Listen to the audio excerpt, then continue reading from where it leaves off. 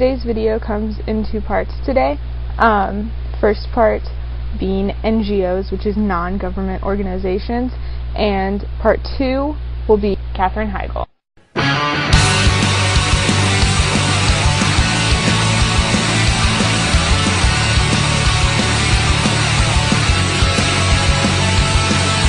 Basically, what an NGO is like a non-government organization. It's basically an organization that's not connected to any government at all, but it does tend to do volunteer work and stuff. So I was talking to my favorite professor on campus, Professor Gottlieb, and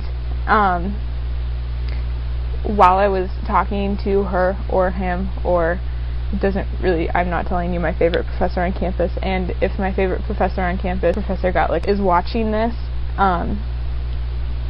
you know, I need to let you know that a couple weeks ago I did in fact go into every single one of my classes and at least say Nerdfighters and NGO in the presence of every single one of my professors. So I've talked to all of my professors about NGO and Nerdfighters, but mainly Professor Gottlieb. My question is Nerdfighters an NGO? I never really thought about it that way before, and last year when I took comparative politics we talked about NGOs in great detail, and I never brought up Nerdfighters, and the reason was because I thought it was irrelevant. It's not an NGO in my mind, it's just something that I've been doing for 3 years of my life.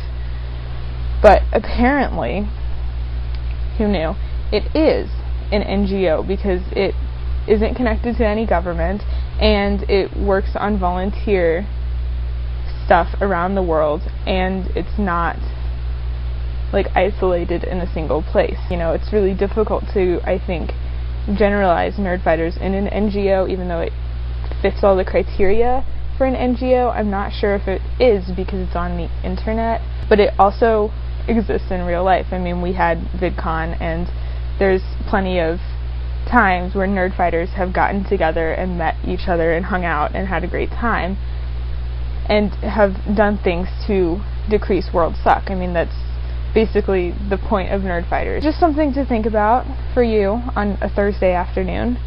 Last weekend it was The Killers with Katherine Heigl and Ashton Kutcher.